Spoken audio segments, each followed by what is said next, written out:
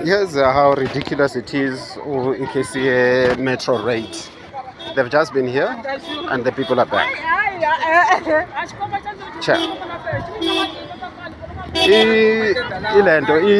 I-raid yenzeke less than an hour ago and then they are back.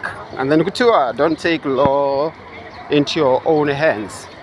Now, we as the community have all the abilities to keep this place without abantu laba bokufika bagcwelela. So, but government ukhuluma lezi zinto azikhulumayo and then aba protect. They know that the system of waiting for Metro Police is not effective and will never be effective. So, the system in South Africa, yoguti we are vigilante groups and the likes, is a deliberate system eyenza ukuthi abantu bangakhoni ukwenza lutho ngoba kuthiwa fasilinde amaphoyisa, which abomalema and them want and desire, because yenza ukuthi kungenzeki lutho so that they continue doing what they are doing against the country and its native residents. I-system yokulinda amaphoyisa is not effective. They themselves, kuma issue our local crime, they kept on saying, fanele sisebenzisane. So mase siza kuma illegal immigrants, akusafanele sisebenzisane. Kuphuma ama-high court judgment ukuthi abo operation Dudula banga-identify abantu ukuthi ba ama-foreigner ukubablocker ema-clinic and the likes. Kanjani? Kanti ku-section ephi-ke futhi lapho ukusebenzisana. When it comes to local crimes, lapho esibamba khona igebengu za local, lapho sinelungelo loku-identify criminals. And then when it comes to illegal immigrants who are identifiable at sight, lapho ke sine-prejudice akufanelanga si-identify abantu. Do you see ukuthi there's no law in South Africa?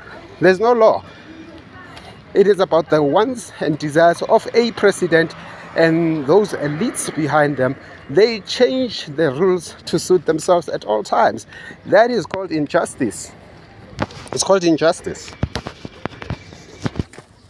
So, ekubalekeni kwabo ke la abantu, what they are showing ukuthi bonke abana ama permit, because ubaleka kanjani une high permit. Now, ejabulani kwadlinwa.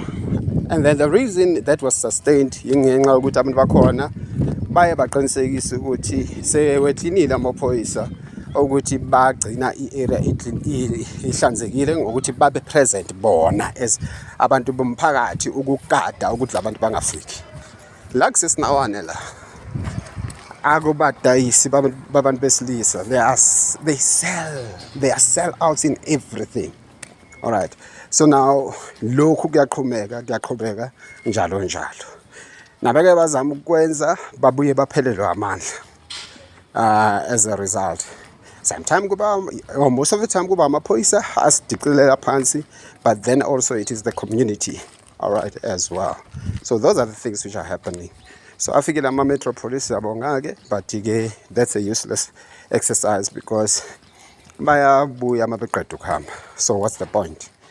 All right, so they must come, they must terrorize them, but it's gonna, if it's something as once after 3 months, how effective is it in the someone says, yeah, kule situation le ayikho effective.